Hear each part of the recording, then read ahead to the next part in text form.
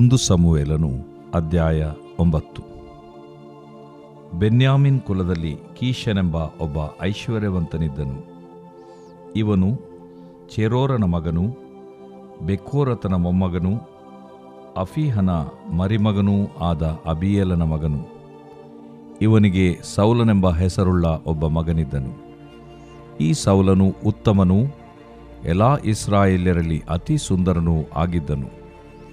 ಜನರ ಗುಂಪಿನಲ್ಲಿ ಅವನ ಹೆಗಲೂ ತಲೆಯೂ ಕಾಣುವಷ್ಟು ಉನ್ನತವಾಗಿದ್ದನು.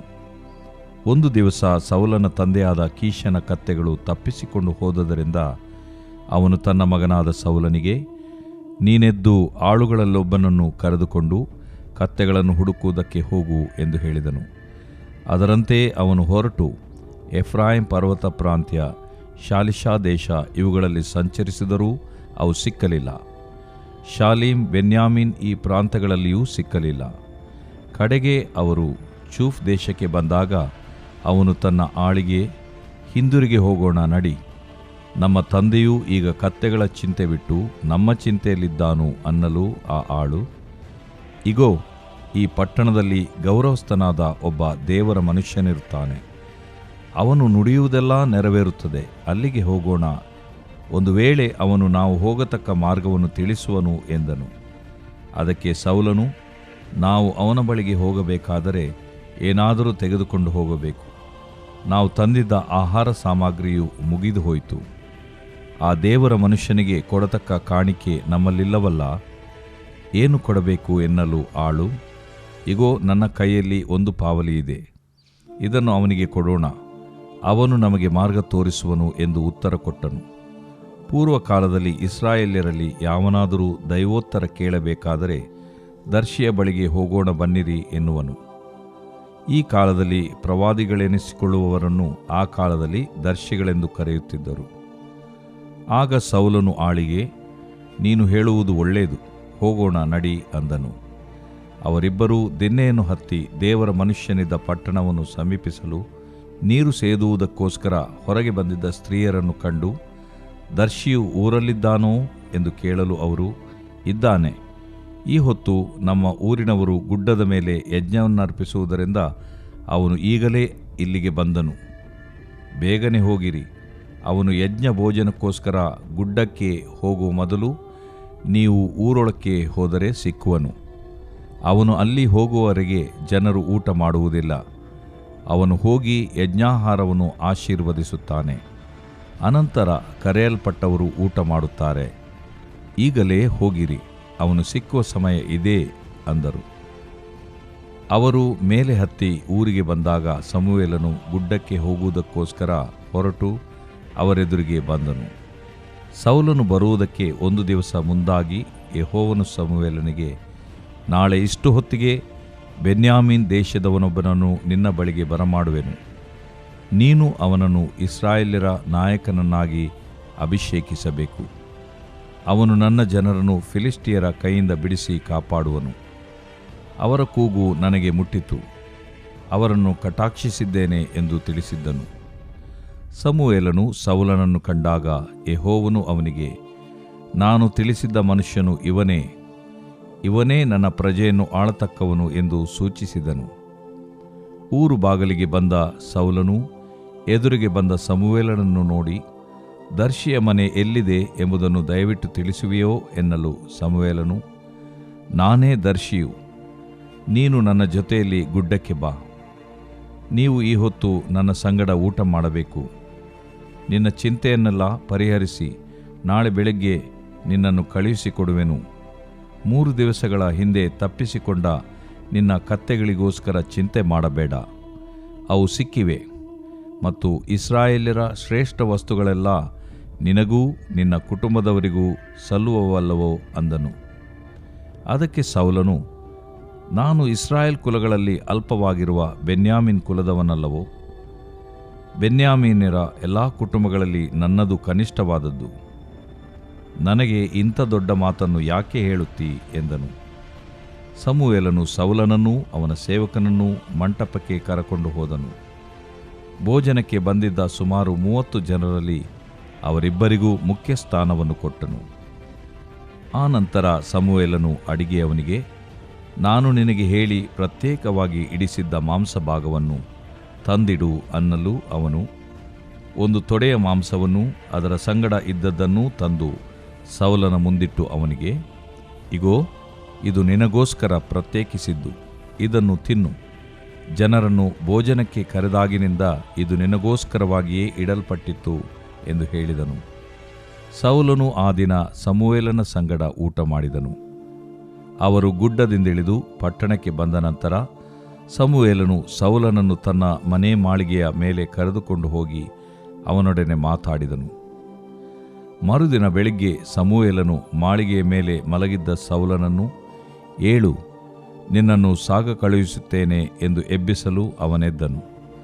ತರುವಾಯ ಅವರಿಬ್ಬರೂ ಹೊರಟು ಊರ ಹೊರಗೆ ಬಂದಾಗ ಸಮುವೇಲನು ಸೌಲನಿಗೆ, ನಿನ್ನ ಸೇವಕನನ್ನು ಮುಂದೆ ಕಳುಹಿಸಿ ನೀನು ಇಲ್ಲಿ ಸ್ವಲ್ಪ ನಿಲ್ಲು, ನಿನಗೆ ತಿಳಿಸಬೇಕಾದ ದೈವೋಕ್ತಿಯೊಂದುಂಟು ಎಂದನು. ದೇವರು ಪ್ರೀತಿಸುವ ಪ್ರೀತಿಯ ಬಿಗ್ ಜೆ ಟಿವಿ ಪ್ರಿಯ ವೀಕ್ಷಕರಿಗೆ ನಮ್ಮ ಕರ್ತನಾದ ಯೇಸು ಕ್ರಿಸ್ತನ ಹೆಸರಿನಲ್ಲಿ ನಿಮ್ಮನ್ನು ವಂದಿಸಿ ಸ್ವಾಗತಿಸುತ್ತಿದ್ದೇವೆ. ಬನ್ನಿರಿ, ಒಟ್ಟಾಗಿ ನಾವೆಲ್ಲರೂ ದೇವರ ಅಮೂಲ್ಯ ವಾಕ್ಯವನ್ನು ಅಧ್ಯಯನ ಮಾಡಿಕೊಳ್ಳೋಣ. ದೇವರ ವಾಕ್ಯವನ್ನು ಅಧ್ಯಯನ ಮಾಡಿಕೊಳ್ಳುವಂಥದ್ದು ಬಹಳ ಭಾಗ್ಯಕರವಾದದ್ದು. ಯಾಕೆಂದರೆ ಅನೇಕ ವಿಷಯಗಳನ್ನು ನಾವು ಕಲಿತೇವೆ. ಇಂದಿನ ನಮ್ಮ ಅಧ್ಯಯನ ಮೊದಲನೇ ಸಮುವೇಲನ ಗ್ರಂಥ 9ನೇ ಅಧ್ಯಾಯ, the first book of Samuel chapter 9. 8ನೇ ಅಧ್ಯಾಯದಲ್ಲಿ ಇಸ್ರಾಯೇಲರು ಬಂದು ಸಮುವೇಲನನ್ನು, ಒಬ್ಬ ರಾಜನನ್ನು ನಮಗೆ ನೇಮಿಸು ಎಂಬುದಾಗಿ ಕೇಳಿಕೊಳ್ತಾ ಇರ್ತಾರೆ. ಸಮುವೇಲನ ಒಂದು ವಾಡಿಕೆ ಏನಾಗಿತ್ತು ಅಂದರೆ, ಪ್ರತಿ ವರ್ಷ ಆತನು 3 ಸ್ಥಳಗಳಿಗೆ ಸೇವೆಗಂತ ಹೊರಡ್ತಿದ್ದನು.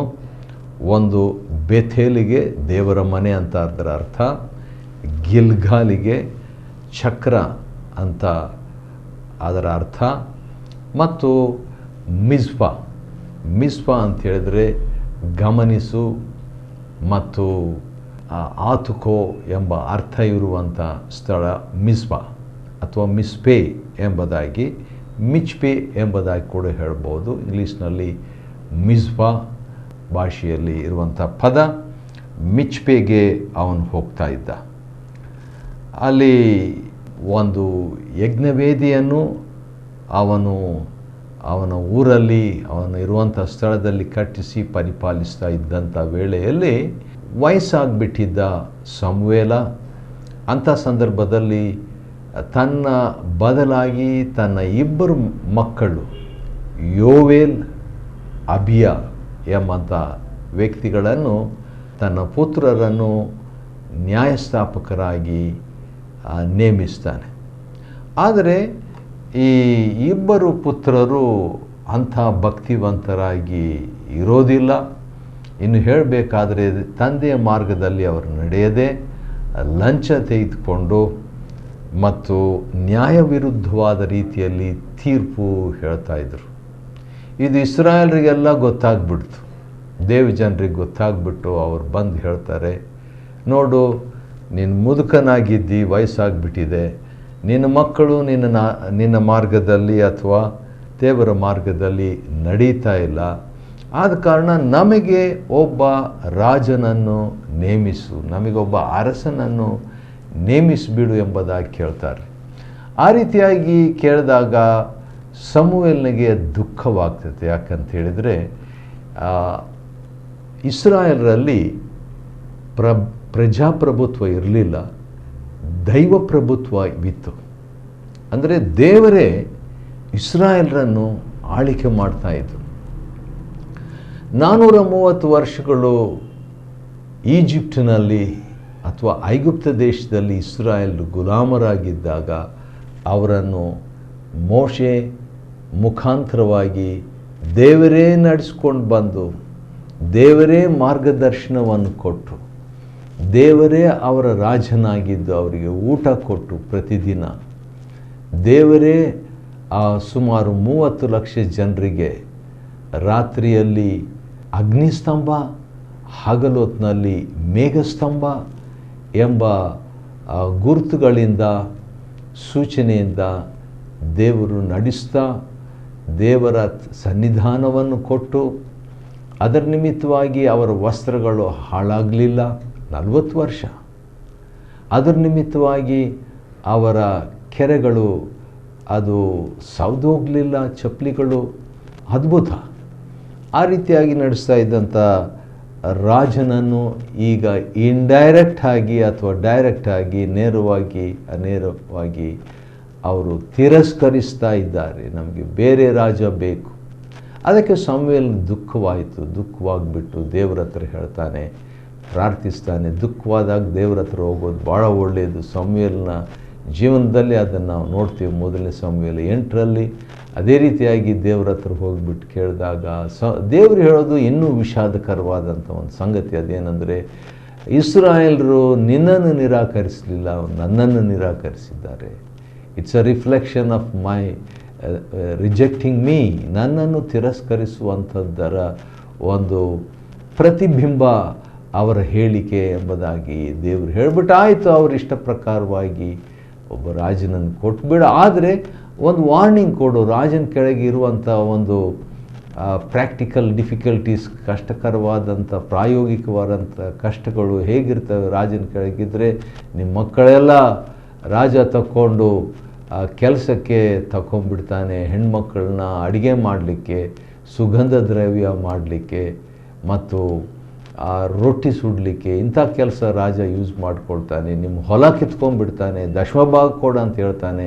ಆ ರೀತಿಯಾಗಿ ಹೊಲದಲ್ಲಿ ಮತ್ತು ಧಾನ್ಯ ದ್ರಾಕ್ಷಿಗಳಲ್ಲಿ ದಶಮಭಾಗ 10ರಲ್ಲಿ 1 ಪಾಲು ಕೊಡ್ರಿ ಎಂಬುದಾಗಿ ನಿಮ್ಮ ರಾಜ ತಗೊಳ್ತಾನೆ. ಆದ ಕಾರಣ ನಿಮಗೆ ಇದೆಲ್ಲ ನೋಡುವಾಗ ನಿಮಗೆ ಬೇಸತ್ತು ಬಿಡ್ತೀರಿ ಎಂಬುದಾಗಿ ಹೇಳಿದಾಗ, ಇರಲಿ ಬಿಡು, ನಮಗೆ ರಾಜನನ್ನು ಕೊಡು ಅಂತ ಹೇಳ್ಬಿಟ್ಟು ಸಮುವೇಲನು ಹೇಳಿದಂಥ ಮಾತನ್ನು ಅವರು ಸಮುವೇಲ್ ಎಷ್ಟು ಹೇಳಿದರೂ ಕೂಡ ಅವರು ಕನ್ವಿನ್ಸ್ ಆಗಲಿಲ್ಲ, ಮನದಟ್ಟವಾಗಲಿಲ್ಲ.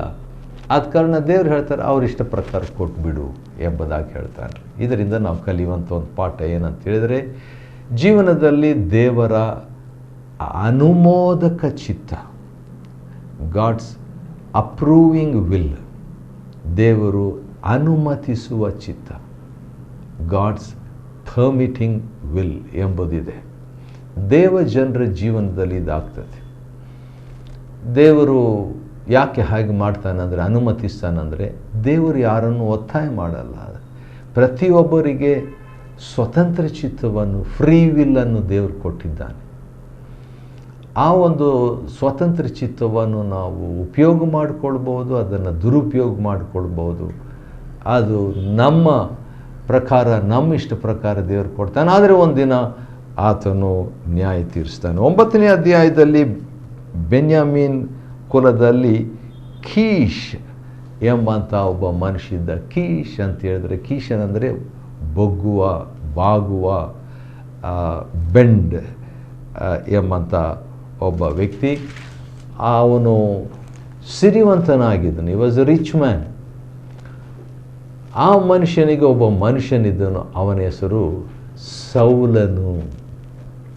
ಸೌಲನಂದರೆ ಆಸ್ಕ್ಡ್ ಫಾರ್, ಕೇಳಲ್ಪಟ್ಟವನು. ಸೌಲನಂದರೆ ಇನ್ಕ್ವೈರ್ ಫಾರ್, ವಿಚಾರಿಸಲ್ಪಟ್ಟವನು, ವಿಚಾರಿಸು ಎಂಬುದಾಗಿ. ಯಾವ ರೀತಿಯಾಗಿ ಸೌಲನು ಅಂದು ತಂದೆಯ ಕತ್ತೆ ಕಳೆದು ಹೋದಾಗ ವಿಚಾರಿಸಿದನು, ಅದರ ಬಗ್ಗೆ ನಾವು ಇಂದು ನೋಡಲಿಕ್ಕಿದ್ದೇವೆ. ಆ ರೀತಿಯಾಗಿ ಅವನು ವಿಚಾರಿಸುವಂಥ ವ್ಯಕ್ತಿಯಾಗಿದ್ದು, ಕಡೆಯವರೆಗೆ ಕೂಡ ಅವನು ವಿಚಾರಿಸುವ ಮನುಷ್ಯನೇ ಆಗಿದ್ದನು. ಆದರೆ ದೇವರನ್ನು ವಿಚಾರಿಸಿದನ ಏನೋ ನಾವು ನೋಡೋಣ್ರಿ. ಸರಿ, ಈ ಸೌಲನು ಉತ್ತಮನು. ವಾವ್! 1ನೇ ಸಮುವೇಲ 9:2 ಸೌಲನು ಉತ್ತಮನು ಮತ್ತು ಎಲ್ಲ ಇಸ್ರಾಯೇಲರಲ್ಲಿ ಅತೀ ಸುಂದರನು, ವೆರಿ ಹ್ಯಾಂಡ್ಸಮ್ ಹೀರೋ. ಮತ್ತು ಜನರ ಗುಂಪಿನಲ್ಲಿ ಅವನ ಹೆಗಲು ತಲೆಯು ಕಾಣುವಷ್ಟು ಎತ್ತರವಾಗಿದ್ದಂಥವನು. ಅಂಥ ಒಬ್ಬ ವ್ಯಕ್ತಿ ಹೀರೋನೇ.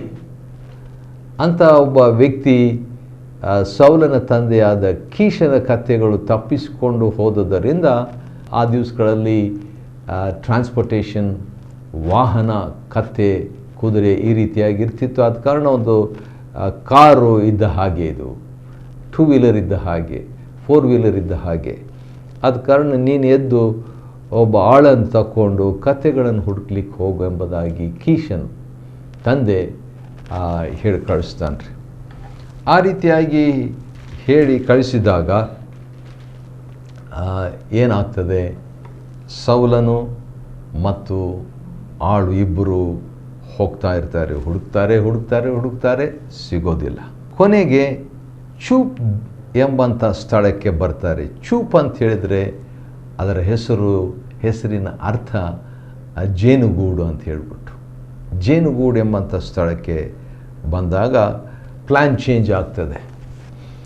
ಸೌಲನ್ ಹೇಳ್ತಾನೆ, ಈಗ ನಮ್ಮ ತಂದೆ 3ನೇ ದಿವಸ ಆಗಿಬಿಟ್ಟಿರುತ್ತೆ ಹತ್ರ. ಆದ ಕಾರಣ 2 ದಿವಸ ಆಯಿತು. ಈಗ ನಮ್ಮ ತಂದೆ ಕತ್ತೆ ಚಿಂತೆ ಮಾಡೋ ಬದಲು ಈಗ ನಮ್ಮ ಬಗ್ಗೆ ಚಿಂತೆ ಮಾಡ್ತಾ ಇರ್ತಾನೆ. ಆದ ಕಾರಣ ನಾವು ಹೋಗ್ಬಿಡೋಣ ಎಂಬುದಾಗಿ ಹೇಳಿದಾಗ, ಹಿಂದಿರುಗಿ ರಿಟರ್ನ್ ಹೋಗ್ಬಿಡೋಣ ಅಂತ ಹೇಳಿದಾಗ, ಆಗ ಆಳು, ಆ ಅಸಿಸ್ಟೆಂಟ್, ಆ ಕೆಲಸದವನು, ಸೌಲನ ಕೆಲಸದವನು ಸ್ವಲ್ಪ ಅನುಭವಿಸ್ತಾನಿದ್ದ ಹಾಗೆ ಕಾಣ್ತದೆ. ಅವನು ಹೇಳುವಂಥ ಮಾತು 6ನೇ ವಚನದಲ್ಲಿದೆ. ಮೊದಲನೇ ಸಮುವೇಲ 9:6 ಇರುವಂಥ ಮಾತು ಹೀಗಿದೆ: ಈಗೋ ಈ ಪಟ್ಟಣದಲ್ಲಿ ಗೌರವಸ್ಥನಾದ, ಡಿಗ್ನಿಫೈಡ್ ಆಗಿರುವಂಥ ಒಬ್ಬ ದೇವ್ರ ಸೇವಕನಿದ್ದಾನೆ, ದ ಮ್ಯಾನ್ ಆಫ್ ಗಾಡ್, ದೇವರ ಮನುಷ್ಯನಿದ್ದಾನೆ.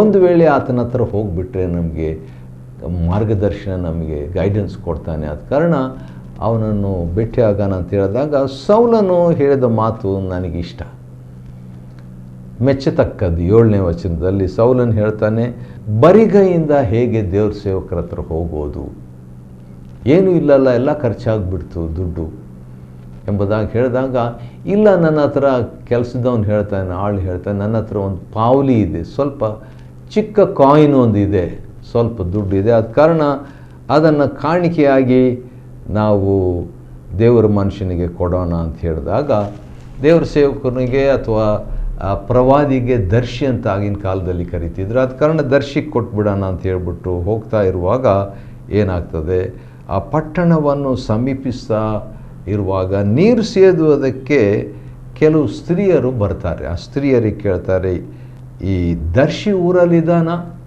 Is the prophet in the city ಎಂಬುದಾಗಿ ಕೇಳಿದಾಗ ಆ ಸ್ತ್ರೀಯರು ಒಂದು ಒಳ್ಳೆ ಮಾಹಿತಿ ಕೊಡ್ತಾರೆ, ಒಳ್ಳೆ ಇನ್ಫಾರ್ಮೇಷನ್ ಕೊಡ್ತಾರೆ. ಅವ್ರು ಏನು ಹೇಳ್ತಾರೆ ಅಂದರೆ, ಹೌದು, ಈ ಹೊತ್ತು ನಮ್ಮ ಊರಿನವರು ಗುಡ್ಡದ ಮೇಲೆ ಯಜ್ಞವನ್ನು ಅರ್ಪಿಸುವುದರಿಂದ ಸ್ಯಾಮ್ಯುಯಲ್ ವಾಸ್ ಎ ಪ್ರೀಸ್ಟ್. ಸಮುವೇಲನು ಒಬ್ಬ ಯಾಜಕನಾಗಿದ್ದನು, ಸಮುವೇಲನು ಒಬ್ಬ ಪ್ರವಾದಿಯಾಗಿದ್ದನು, ಸಮುವೇಲನು ಒಬ್ಬ ದೇವ ಮನುಷ್ಯನಾಗಿದ್ದನು, ಸಮುವೇಲನು ಒಬ್ಬ ವಿಜ್ಞಾಪಿಸುವಂಥವನಾಗಿದ್ದನು. ಇನ್ನೂ ಬಹಳ ಇದೆ, ಸದ್ಯಕ್ಕಿಷ್ಟೇ ಸಾಕು. ಆ ರೀತಿಯಾಗಿ ಬೇಗನೆ ಹೋಗ್ರಿ. ಆದ ಕಾರಣ ಆ ಊರಲ್ಲಿ ಒಂದು ಪದ್ಧತಿ ಇತ್ತು. ಅದೇನಂತ ಹೇಳಿದ್ರೆ, ಸಮುವೇಲನು ಬರೋ ತನಕ ಅವರು ಊಟ ಮಾಡ್ತಿರಲಿಲ್ಲ. ಹೌದು, ಎಷ್ಟೋ ಜನರು ಅಲ್ಲಿ ಸೇರಿದರು. ಅದರಲ್ಲಿ ಸ್ಪೆಷಲಾಗಿ ಒಂದು 30 ಜನರು VIPs ಇದ್ದರು. ಅಷ್ಟೊಂದು ಜನರು ಊಟ ಮಾಡ್ತಿದ್ದಿಲ್ಲ. ಆದ ಕಾರಣ ಯಾಕೆ ಊಟ ಮಾಡ್ತಾ ಇದ್ದಿದ್ದಿಲ್ಲ ಅಂತ ಹೇಳಿದ್ರೆ, ಸಮುವೇಲನು ಬರುವ ತನಕ ಅಂದರೆ ಅವನು ಬಂದು, ಅಂದರೆ ಸಮುವೇಲನು ಬಂದು 13ನೇ ವಚನ, ಹೋಗಿ ಯಜ್ಞಾಹಾರವನ್ನು ಆಶೀರ್ವದಿಸ್ತಾನೆ. ವಾವ್! ಊಟಕ್ಕಾಗಿ ಪ್ರೇಯರ್ ಮಾಡುವುದು ಅಥವಾ ಊಟವನ್ನು ಬ್ಲೆಸ್ ಮಾಡುವಂಥ ಒಂದು ಪದ್ಧತಿ ಬೈಬಲ್ನಲ್ಲಿ ಇದೆಯಾ ಎಂಬುದಾಗಿ ಕೇಳಿದ್ರೆ ಇಲ್ಲಿದೆ ನೋಡ್ರಿ. ಊಟವನ್ನು, ಅದು ಹಳೆ ಒಡಂಬಡಿಕೆಯಲ್ಲಿ ಊಟವನ್ನು, ಯಜ್ಞಾಹಾರವನ್ನು ಆಶೀರ್ವದಿಸ್ತಾನೆ. ಅನಂತರ ಆ ಬ್ಲೆಸ್ಸಿಂಗು ಊಟದ ಮೇಲೆ ಬಂದ ನಂತರ ಕರೆಯಲ್ಪಟ್ಟವರು ಊಟ ಮಾಡ್ತಾರೆ. ಆದ ಕಾರಣ ಈಗಲೇ ನೀವು ಹೋಗ್ರಿ, ಇದು ಒಳ್ಳೆ ಟೈಮು ಅಂತ ಹೇಳಿದಾಗ ಸಮುವೇಲನು ಗುಡ್ಡಕ್ಕೆ ಹೋಗೋದಕ್ಕೋಸ್ಕರ ಹೊರಟು ಅವರ ಎದುರಿಗೆ ಬಂದನು. ನೋಡ್ರಿ, ದೇವರ ಒಂದು ಪ್ಲ್ಯಾನು ಹೇಗಿತ್ತು ಅಂತ ಹೇಳಿದರೆ, ದೇವರ ಸಾರ್ವಭೌಮತ್ವವನ್ನು ಇಲ್ಲಿ ನಾವು ನೋಡ್ತೇವೆ. We see the sovereignty of God. ಸಮುವೇಲನು ಅದೇ ಟೈಮ್ ಬರ್ತಾನೆ. ಕತ್ತೆ ಒಂದು ದಿವಸ ಮುಂಚೆನೇ ಸಿಕ್ಬಿಟ್ಟಿದ್ರೆ ಅವರು ಹೊರಟು ಹೋಗ್ಬಿಡ್ತಿದ್ರು. ಆದ ಕಾರಣ ಅವರು ಕತ್ತೆ ಹುಡುಕೊಂಡು ಆಲ್ಮೋಸ್ಟ್ ದುಡ್ಡು ಖಾಲಿ ಆಗಿಬಿಟ್ಟಿದೆ. ಒಂದು ಚಿಕ್ಕ ನಾಣ್ಯ ಅಷ್ಟೇ ಇದೆ, ಬಹುಶಃ ಊಟಕ್ಕೆ ಇದ್ದಿದ್ದಿಲ್ಲೇನು ಅವರಿಗೆ. ಅಂಥ ಒಂದು ಸಂದರ್ಭದಲ್ಲಿ ಇವರಿಬ್ಬರು ಬರುವಾಗ ಸಮುವೇಲನು ಕೂಡ ಅವರನ್ನು ಸಂಧಿಸುವಂತೆ ಬರ್ತಾನೆ. ಇಲ್ಲಿ ಆಶ್ಚರ್ಯವಾದಂಥ ಒಂದು ಸಂಗತಿ ಏನಂದರೆ, ಅವ್ರು ಬರುವುದಕ್ಕೆ ಒಂದಿನ ಮುಂಚೆನೇ ಸೌಲನು ಬರುವುದಕ್ಕೆ, ಸೌಲನು ಪ್ಲಸ್ ಅವನ ಕೆಲಸದವನು ಬರೋದಕ್ಕೆ ಮುಂಚೆನೇ ದೇವರು ಸಮುವೇಲನಿಗೆ ಹೇಳ್ಕೊಟ್ಬಿಟ್ಟಿದ್ದಾನೆ. ಏನಂತ? ನಾಳೆ ಇಷ್ಟು ಹೊತ್ತಿಗೆ ಬೆನ್ಯಾಮೀನ್ ಕಡೆಯವನು, ಬೆನ್ಯಾಮೀನ್ ಊರಿನವನು ಒಬ್ಬನು ಬರ್ತಾನೆ. ಅವನು ನಿನ್ನ ಬಳಿಗೆ ಬಂದಾಗ ನೀನು ಅವನನ್ನು ಇಸ್ರಾಯೇಲ್ರ ನಾಯಕನಾಗಿ ಅಭಿಷೇಕಿಸಬೇಕು. ನೋಡ್ರಿ, ದೇವರು ಎಷ್ಟು ಕೋಆಪರೇಟ್ ಮಾಡ್ತಾ ಇದ್ದಾರೆ. ಇವನಿಗಿಷ್ಟ ಇಲ್ಲದಿದ್ದು, ದೇವ್ರಿಗೆ ಇಷ್ಟ ಇಲ್ಲದಿದ್ದರೂ ಕೂಡ ದೇವರು ಸಹಕರಿಸ್ತಾರೆ, ಕ್ರಮಪಡಿಸ್ತಾರೆ, ಇಷ್ಟ ಇಲ್ಲದೆ. ಯಾಕಂದ್ರೆ ಜನರಿಗೆ ಬೇಕಾದಂಥದ್ದನ್ನು ದೇವರು ಕೊಡ್ತಾ ಇರುವಂಥ ಒಂದು ಸಂಗತಿ. ಈ ರೀತಿಯಾಗಿ ಬಂದಾಗ ನನ್ನ ಜನರನ್ನು ಫಿಲಿಸ್ಟೀರ ಕೈಯಿಂದ ಕಾಪಾಡುವವನು ಅವನೇ. ಯಾಕಂದರೆ ನನ್ನ ಜನರನ್ನು ನಾನು ಕಟಾಕ್ಷಿಸ್ತೇನೆ. ದೇವರು ತನ್ನ ಜನರಿಗೋಸ್ಕರವಾಗಿ ಇದನ್ನೆಲ್ಲ ಮಾಡಬೇಕಾಗಿತ್ತು. ಅಷ್ಟೊತ್ತಿನಲ್ಲಿ ಊರು ಬಾಗಿಲಿಗೆ ಹತ್ತಿರ ಬಂದು ಸೌಲನು ಎದುರಿಗೆ ಬಂದ ಸಮುವೇಲನ್ನು ನೋಡಿ, ಪ್ರವಾದಿ ಇಲ್ಲಿದ್ದಾನ, ದರ್ಶಿಯ ಮನೆ ಎಲ್ಲಿದೆ ಎಂಬುದಾಗಿ ದರ್ಶಿಗೆ ಕೇಳಿಬಿಡ್ತಾರೆ. ಸಮುವೇಲನ ಮನೆ ಎಲ್ಲಿದೆ ಅಂತ ಹೇಳ್ಬಿಟ್ಟು ಸಮುವೇಲನಿಗೆ ಕೇಳಿಬಿಡ್ತಾರೆ. ಆಗ ಸಮುವೇಲನು, ನಾನೇ ದರ್ಶಿಯು, ನಾನೇ ಆ ಪ್ರವಾದಿ ಎಂಬುದಾಗಿ ಹೇಳಿಬಿಟ್ಟು, ನೀನು ನನ್ನ ಜೊತೆಯಲ್ಲಿ ಗುಡ್ಡಕ್ಕೆ ಬಾ, ನೀವು ಈಗ ಬಹುವಚನದಲ್ಲಿ ನಿನ್ನ ಕೆಲಸದವನು ಕೂಡ ಸೇರಿ ಹೊತ್ತು ನನ್ನ ಸಂಗಡ ಊಟ ಮಾಡಬೇಕಂತ ಹೇಳ್ಬಿಟ್ಟು ಕರೆದು ಒಂದು ಪ್ರವಾದನೆ ಹೇಳ್ತಾನೆ. ಶ್ರೇಷ್ಠ ವಸ್ತುಗಳೆಲ್ಲ, ಇಸ್ರಾಯೇಲ್ರ ಶ್ರೇಷ್ಠ ವಸ್ತು ನಿನಗೂ ನಿನ್ನ ಕುಟುಂಬಕ್ಕೂ ಅಂತ ಹೇಳಿದಾಗ, ಇಂಥ ದೊಡ್ಡ ಮಾತು ನನಗೆ ಹೇಳಿದೆಯಲ್ಲ ಎಂಬುದಾಗಿ ಆಶ್ಚರ್ಯಪಟ್ಟು, ನಾನು ಇಸ್ರಾಯೇಲ್ ಕುಲದಲ್ಲಿ ಭಾಳ ಅಲ್ಪನು, ಕನಿಷ್ಠವಾದವನು, ನನಗಿಂಥ ಒಂದು ದೊಡ್ಡ ಮಾತನ್ನು ಹೇಳ್ತೀಯಲ್ಲ ಅಂತ ಹೇಳಿದಾಗ, ಕಡೆಗೆ 30 ಜನರು ಕರೆದಂಥ ಕಡೆಯಲ್ಲಿ ಸಮುವೇಲನು ಸೌಲನನ್ನು ಕರೀತಾನೆ. ಸ್ಪೆಷಲ್ ಊಟ ಅವನಿಗೆ ಕೊಟ್ಟು ಭಾಳ ಸಂತೋಷ ಪಡ್ತಾರೆ. ಆಮೇಲೆ ಸಮುವೇಲನು ಏನು ಮಾಡ್ತಾನೆ, ಅವನ ಮನೆ ಮಾಳಿಗೆ ಮೇಲೆ ಸೌಲನನ್ನು ಕರ್ಕೊಂಡು ಹೋಗಿ ಅವ್ರ ಜೊತೆಯಲ್ಲಿ ಮಾತನಾಡ್ತಾರೆ, ಸಂತೋಷ ಪಡ್ತಾರೆ. ಈ ರೀತಿಯಾಗಿ ಮೊದಲನೇ ಸಮುವೇಲ 9ನೇ ಅಧ್ಯಾಯದಲ್ಲಿ ಆ ದೇವರ ಒಂದು ಸಾರ್ವಭೌಮತ್ವದಿಂದ ಸಮುವೇಲನನ್ನು ಸೌಲನನ್ನು ಕ್ರಮಪಡಿಸಿ ಉದ್ದೇಶಪೂರ್ವಕವಾಗಿ ಅವರನ್ನು ಒಟ್ಟು ಸೇರಿಸಿ ದೇವರು ಅದಕ್ಕಿಂತ ಮುಂಚಿತವಾಗಿ ಸಮುವೇಲನ ಹತ್ರ ಮಾತನಾಡಿ ಇದ್ದಂಥ ಒಂದು ಘಟನೆಯನ್ನು ನಾವು ನೋಡ್ತೇವೆ. ಮೊದಲನೇ ಸಮುವೇಲ 9ನೇ ಅಧ್ಯಾಯವನ್ನು ಅಧ್ಯಯನ ಮಾಡಿಕೊಳ್ಳುವಂತೆ ದೇವರು ಕೊಟ್ಟ ಕೃಪೆಗಾಗಿ ಆತನಿಗೆ ಸ್ತೋತ್ರವಾಗಲಿ. ದೇವರು ನಿಮ್ಮನ್ನು ಆಶೀರ್ವದಿಸಲಿ.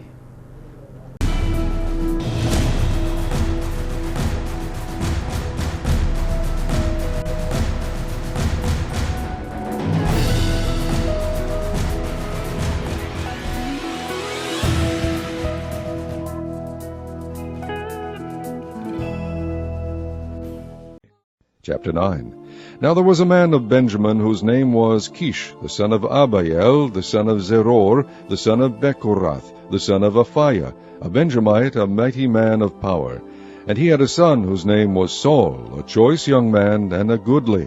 And there was not among the children of Israel a goodlier person than he. From his shoulders and upward he was higher than any of the people. And the asses of Kish, Saul's father, were lost. And Kish said to Saul his son, Take now one of the servants with thee, and arise, go seek the asses. And he passed through Mount Ephraim, and passed through the land of Shalisha, but they found them not. Then they passed through the land of Shalim, and there they were not. And he passed through the land of Benjamites, but they found them not.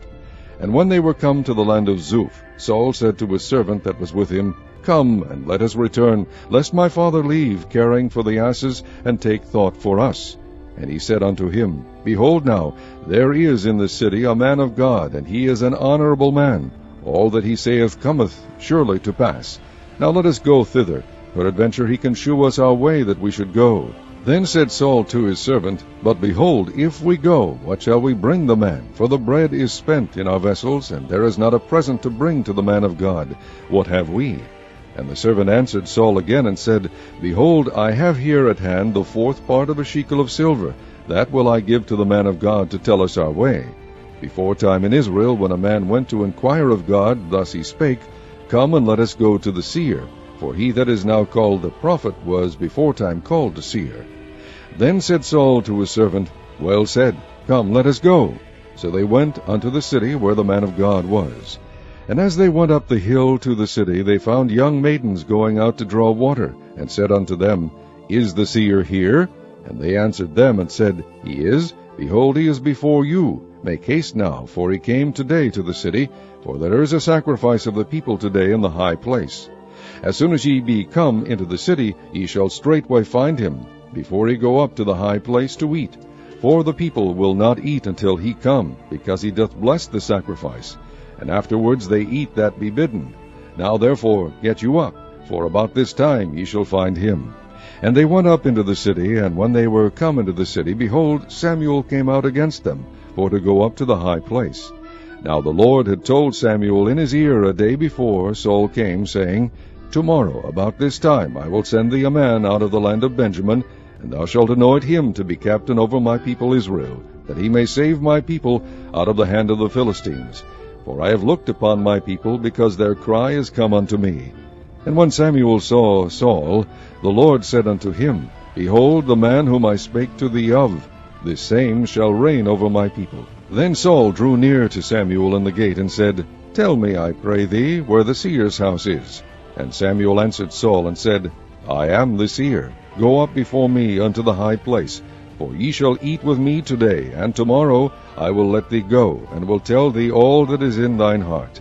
And as for thine asses that were lost 3 days ago, set not thy mind on them, for they are found. And on whom is all the desire of Israel?